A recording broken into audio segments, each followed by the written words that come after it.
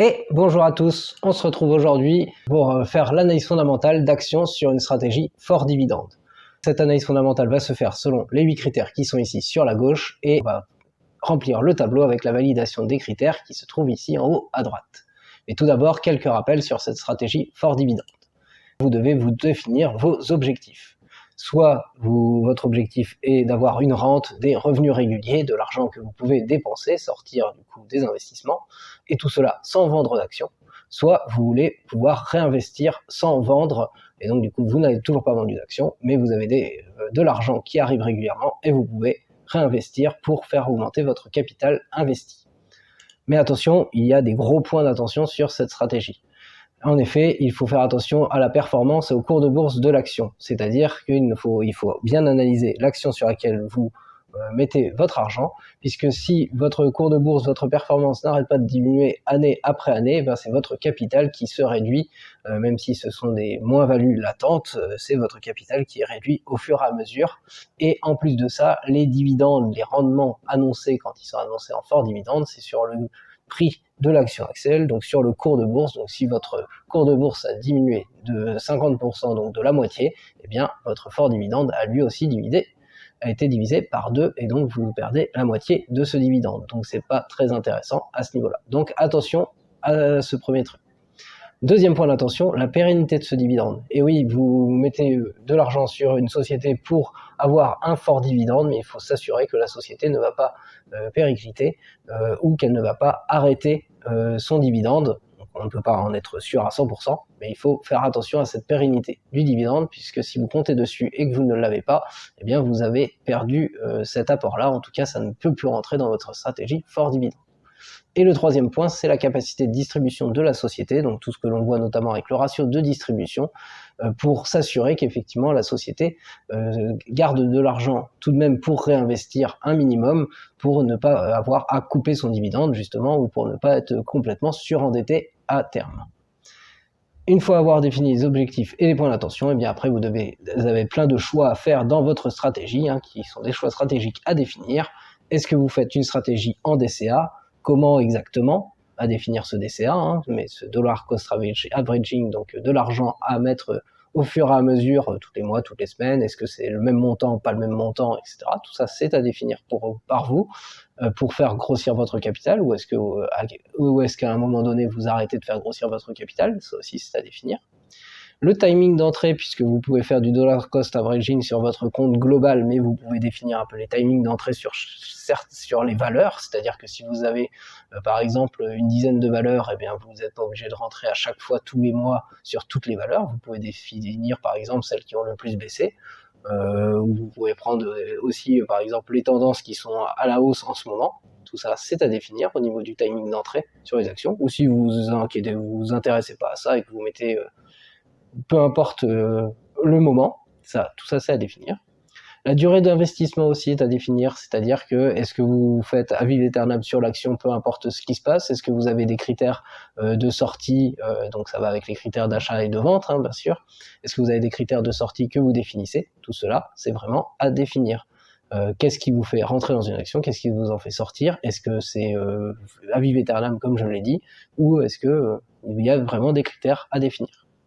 L'enveloppe fiscale aussi, le PEA, le CTO, puisque le PEA peut être très intéressant sur des forts dividendes, notamment avec les actions françaises, puisque vous ne payez pas ni la taxe du pays, puisque c'est sur PEA, ni la taxe sur les revenus.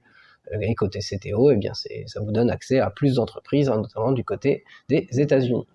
Et enfin, bien faire attention à la sélection d'actions et d'ETF, à vos critères. Moi, je vous en propose 8 à chaque fois, mais à vous de faire vos analyses, de compléter au moins les analyses par rapport à celles que je vous donne pour aller faire cette sélection d'actions et d'ETF. Reprenons notre tableau du SBF 120 avec les valeurs avec les forts rendements 2022.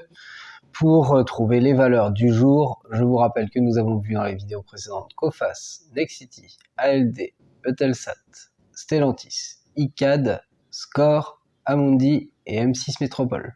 Et nous avons déjà éliminé Mercialis et Clépierre puisque les résultats n'étaient pas croissants ou strictement croissants, donc en vert clair actuellement, et n'allaient pas le devenir avec les résultats estimés 2022.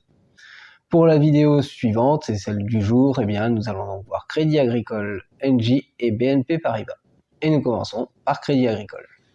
Le Crédit Agricole, anciennement surnommé la Banque Verte, est du fait de son activité d'origine au service du monde agricole, c'est le plus grand réseau de banques coopératives et mutualistes au monde. En France, le Crédit Agricole est composé de 39 caisses régionales de Crédit Agricole. Il est devenu en 1990 un groupe bancaire généraliste international. Vous pouvez voir la date de création, très ancienne, 1885, et pour les effectifs, ils sont indiqués ici, plus de 72 000 personnes, 72 520 indiqués ici en 2020. Ce premier groupe bancaire, c'est un premier groupe bancaire européen, un premier financeur de l'économie française. Le produit net le produit net bancaire par activité se répartit comme suit. Tout d'abord, pour 30% des activités, la banque de détail. Donc toutes les activités en France, le Crédit Lyonnais, et aussi à l'international. Le groupe est présent en France via 39 caisses, comme nous l'avons déjà vu. La gestion d'actifs, assurances et banques privées représente un tout petit peu moins en pourcentage, puisque c'est 28,8% ici, avec plus de 2 milliards d'actifs gérés fin 2021. La troisième activité, c'est la banque de financement, d'investissement et de marché, 27,9%. Vous voyez que nous avons 30% pour la première activité, 28,8% pour la deuxième et 27,9% pour la troisième. C'est vraiment des activités très proches.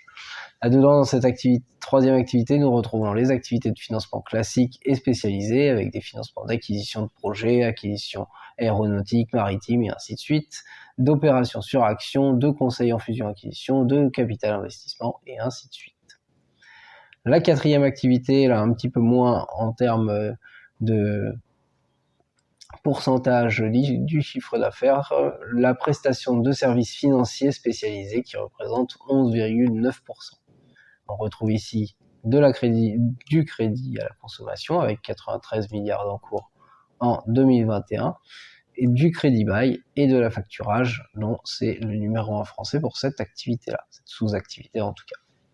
Bien sûr, un petit peu d'autres choses sont indiquées. À fin 2021, le Crédit Agricole, il gère 781,2 milliards d'encours de dépôt et 459,9 milliards d'encours de crédit. Au niveau de la répartition géographique du produit net bancaire, eh bien, vous voyez plus de 52% en France. Ensuite, nous avons l'Italie, l'Europe au niveau global, l'Amérique du Nord un petit peu avec 5%, un peu de Japon, un peu d'Asie et d'Océanie, un peu d'Afrique et de Moyen-Orient, un peu d'Amérique centrale et du Sud, mais globalement centré sur la France. Une société très diversifiée au niveau de ses activités, comme on a pu le voir ici, une société quand même pas mal implantée au niveau mondial, et donc depuis même très longtemps, puisque 1885 pour la date de création, nous pouvons mettre du vert côté business, et vous pouvez aller sur leur site internet, aller voir tout le reste plus en détail. La capitalisation boursière pour le Crédit Agricole, elle s'élève à plus de 30,30 milliards d'euros ici. C'est donc une grosse capitalisation du SBF 120 et même du CAC 40, et c'est donc du vert pour ce critère.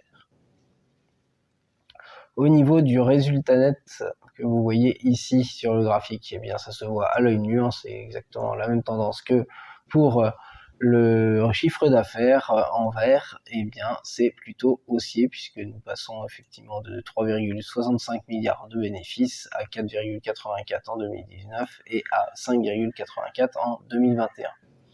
C'est donc une tendance croissante mais pas strictement croissante puisque 2020 on voit que c'est un peu inférieur à l'œil nu, et donc cette tendance en vert clair que nous mettons ici pour cette tendance croissante mais pas strictement croissante.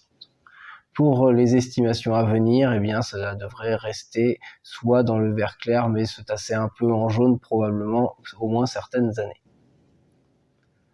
Le cours de bourse, il est baissier pour sa part, et même assez fortement baissier, puisque c'est près de 30% de baisse sur 5 ans.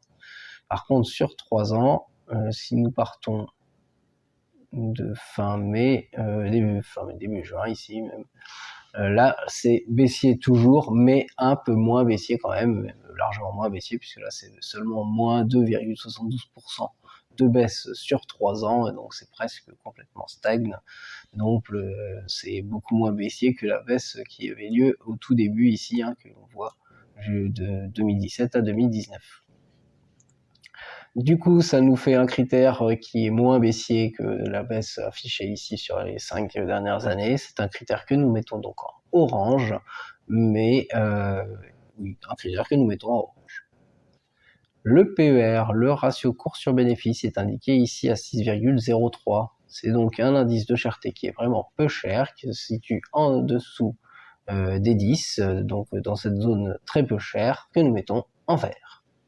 Son côté dividende, vous voyez sur les 5 dernières années ici, il y a tout d'abord eu un split, alors un petit split, 26 actions, vous donnez 27 actions à cette date du split en 2018. Et sur les 5 dernières années, nous voyons que c'est strictement croissant sur les dividendes versés, mais qu'il y a eu la coupure en 2020 pour les financières.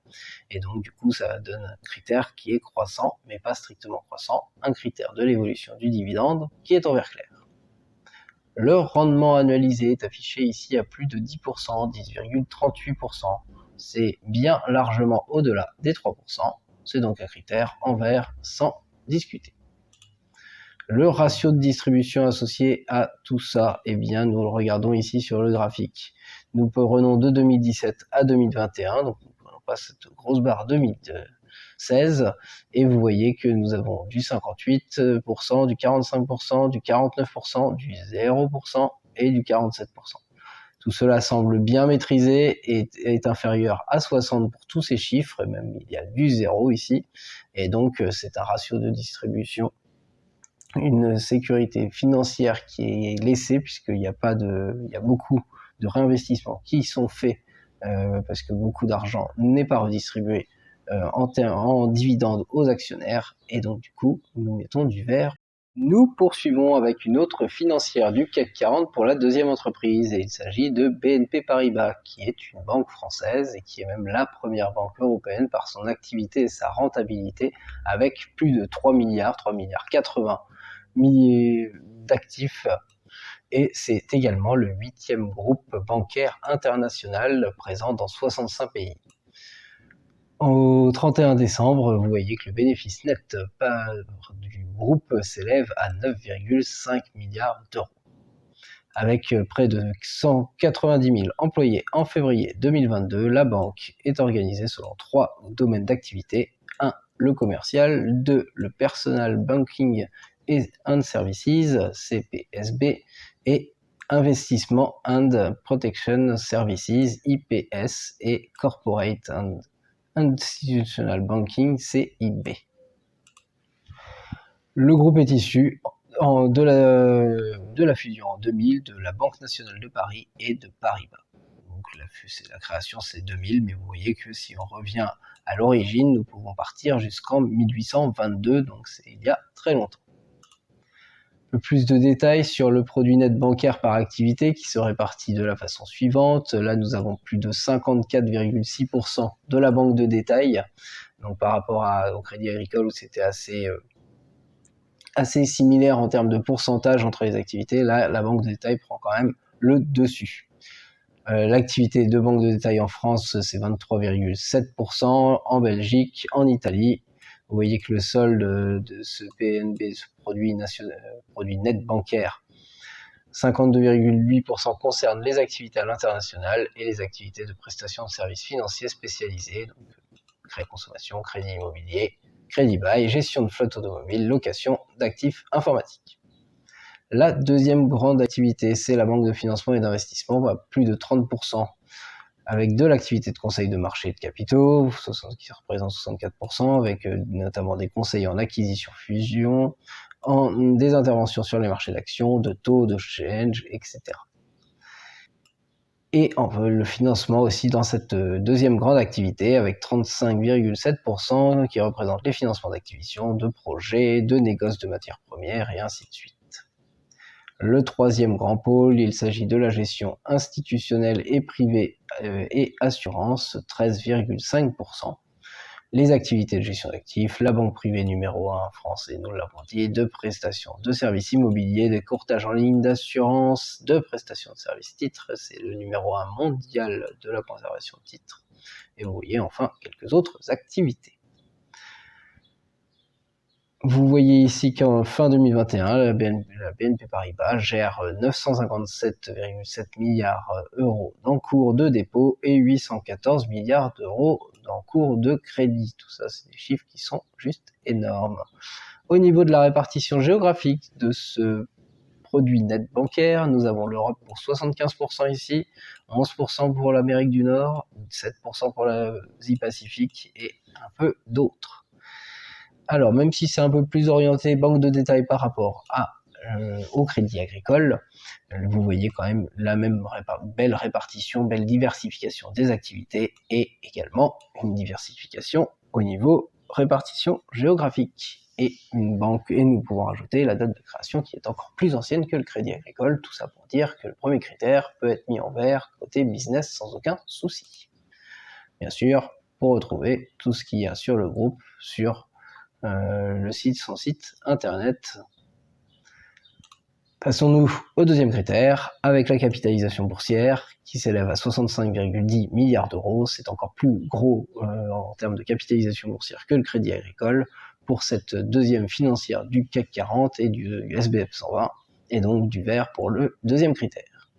Le résultat net en jaune sur le graphique ci-dessus, eh bien c'est un peu la même évolution que pour le Crédit Agricole et la même évolution en termes de résultat net et de chiffre d'affaires. C'est globalement haussier, mais pas strictement haussier, puisque nous voyons qu'en 2020, eh bien cela baisse par rapport à 2019. Nous passons effectivement à 7,07 milliards de bénéfices, alors que nous étions à 8,17, et tout cela, le plus haut étant 2021 avec 9,49 et le plus bas étant même ici en 2018. C'est 2017, hein, même s'ils se sont trompés. De toute façon, ce critère, cela donne un critère croissant, mais pas strictement croissant, un critère donc que nous allons mettre en vert clair. Et si nous voulons parler des estimations, eh bien là, ça ressemble beaucoup au Crédit Agricole, avec des estimations, un critère qui va rester probablement en vert clair, et peut-être avec certaines phases en jaune, à voir avec l'évolution des estimations, et si selon est-ce que les résultats trimestriels vont donner raison à ces estimations ou non. Le cours de bourse, lui, il est baissier, il affiche en rouge, comme pour le Crédit Agricole. Et vous voyez, là, c'est 19% de baisse, 18,52% de baisse exactement. Donc c'est un peu moins baissé que le Crédit Agricole, mais nous retrouvons quand même une courbe un peu similaire. Par contre, si nous partons début juin ici, le 7 juin, eh bien vous voyez là par contre nous avons 29,20% de hausse, alors que pour le Crédit Agricole nous étions relativement stables. Donc c'est quand même un cours de bourse qui est bien plus neutre que celui du Crédit Agricole, et donc un critère que nous allons mettre en jaune pour cette neutralité, baisse sur 5 ans, hausse sur 3 ans. Le PER, le ratio cours sur bénéfice, il s'élève à 7,05. Il est donc dans la zone inférieure à 10, un indice de cherté qui est peu cher, très peu cher, et donc un critère que nous mettons en vert. Passons côté dividende, avec l'évolution de ce dividende au cours des années, il fluctue. Et nous regardons les 5 dernières années, toujours cette coupure 2020 pour les sociétés financières, européennes, françaises en tout cas. Et vous voyez que là, nous partions de 3,02 euros par action. Nous allons à 3,67 euros par action en 2022. Donc globalement, c'est haussier, mais pas du tout complètement haussier avec cette coupure en 2020, cette baisse en 2021 par rapport à 2019, et ainsi de suite. Donc haussier, mais pas strictement haussier. Un critère qui est donc en vert clair.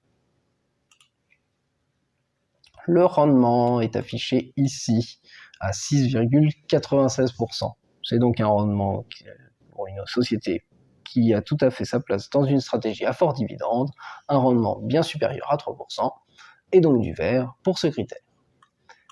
Et au niveau du ratio de distribution, eh bien là vous voyez que ça ressemble beaucoup à ce que nous avions sur le Crédit Agricole. Nous considérons toujours pas cette grosse barre de 2016 ici, nous prenons à partir de 2017 et nous avons 44%, 51%, 42%, 0% en 2020 et 39%. C'est complètement similaire au Crédit Agricole, avec des chiffres qui sont tous inférieurs à 60%. La société ne réinvestit toute une partie de ses bénéfices pour continuer de grandir et de rester moderne, et ne redonne pas tout son argent à ses actionnaires via des dividendes. Et donc du coup, pour ce ratio de distribution, c'est un critère que nous mettons en vert. Nous restons toujours dans le CAC 40 pour la dernière entreprise, mais cette fois-ci dans le secteur de l'énergie, et il s'agit du groupe industriel énergétique français Engie. C'est le troisième plus grand groupe mondial dans le secteur de l'énergie hors pétrole en 2015. Le groupe français, il est à noter quand même, son actionnaire principal, c'est l'État français, qui détient un quart du capital jusqu'en 2019. Ce groupe Engie, il est né en 2008 d'une fusion de Gaz de France, GDF et Suez.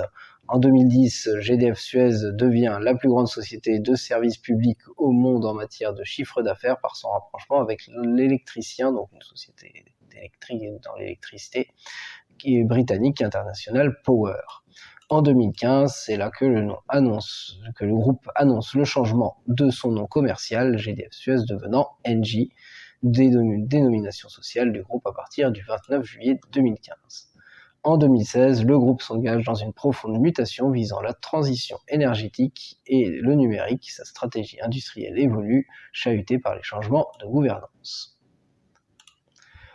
Ce groupe mondial de référence énergie bas carbone et services contient 170 000 collaborateurs, et avec eux et ses clients, ses partenaires, ses parties prenantes, Engie est engagé chaque jour pour accélérer la transition vers un monde neutre en carbone grâce à des solutions plus sobres en énergie, plus respectueuses de l'environnement.